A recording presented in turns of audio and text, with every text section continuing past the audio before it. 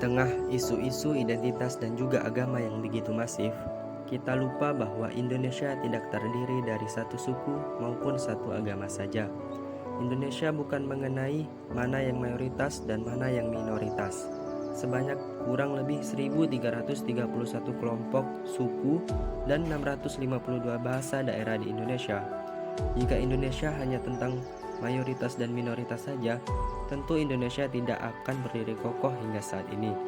Dalam masa perjuangan mereka bertempur melawan penjajah, baik Belanda maupun Jepang, juga tidak hanya dari satu suku saja. Mereka yang gugur untuk memerdekakan bangsa ini terdiri dari berbagai suku dan memeluk berbagai agama hanya untuk meraih kebebasan. Di Jakarta, letak Masjid Istiqlal dan Gereja Katedral Jakarta membuahkan pemandangan unik mengenai toleransi, yakni ketika penghulu gereja sepakat untuk menggeser jadwal misa karena bertepatan dengan pelaksanaan sholat Id untuk perayaan Idul Adha. Sebaliknya, ketika hari raya Natal, pengelola Masjid Istiqlal memberikan lahannya untuk parkir jemaat gereja. Di Bali, Puja Mandala Nusa Dua menjadi salah satu bukti toleransi yang luar biasa.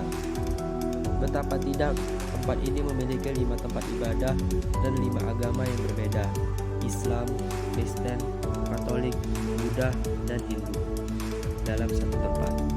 Uniknya adalah nilai toleransi yang berada di komplek ini sangat tinggi, meski kita tahu mayoritas penduduk di Bali adalah beragama Hindu. Begitu juga dengan perayaan Idul Adha dan Nyepi di Bali. Nilai-nilai toleransi masih dijunjung tinggi. Persatuan dalam keberagaman, suatu kata yang mahal sekali jika dirusak hanya karena yang satu merasa mayoritas hingga mendiskreditkan yang lainnya. Bhinneka Tunggal Ika Tanhana Dharma Marwa, yang berarti terpecah belahlah itu, tetapi satu jugalah itu. Sebuah frasa panjang yang sering kita dengar. Bhinneka Tunggal Ika, kalimat pendek di bawah kaki burung Garuda yang sering diartikan dengan berbeda-beda namun tetap satu jua. Kalimat ini memiliki makna mendalam yang harus kembali diselami oleh rakyat Indonesia. Bahwa Indonesia bukan satu suku saja, bukan Jawa saja, Maluku saja, Sumatera saja, namun semua suku di atas tanah Indonesia adalah satu.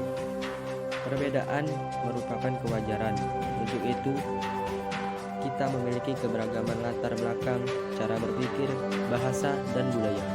Namun, yang tidak wajar adalah membuat perbedaan tersebut menjadi sebuah manifestasi konflik.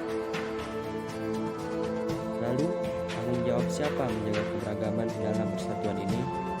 Tanggung jawab menjaga persatuan Indonesia ada di setiap individunya. Dalam artian, mulai dari pelaku politik elit hingga setiap anak Indonesia. Menjadi miris jika hanya berbeda suku maupun agama lalu tidak memiliki hubungan baik. Perpecahan sebenarnya terjadi karena fenomena sosial.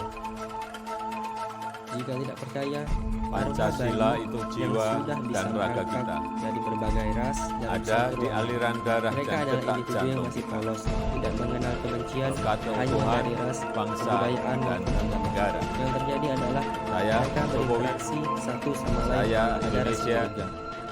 Kebencian saya, tumbuh karena Pancasila. diajarkan. Begitu juga kebaikan dan toleransi. Jika negara ini pecah hanya karena perbedaan, itu adalah hal yang tidak bisa ditarik kembali. Sekali pecah, maka bisa akan jadi pecah selamanya. Jadi, ajarkan toleransi kepada siapapun di dekat ini, mulai dari circle yang paling kecil, yakni keluarga. Indonesia pada hakikatnya berdiri karena keberagamannya. Untuk itu, mari kita jaga bersama. Ridwan Kamil pernah mengatakan, tugas maha besar generasi kita adalah mewariskan toleransi, bukan kekerasan. Baiklah, sekian dari saya ucapkan terima kasih.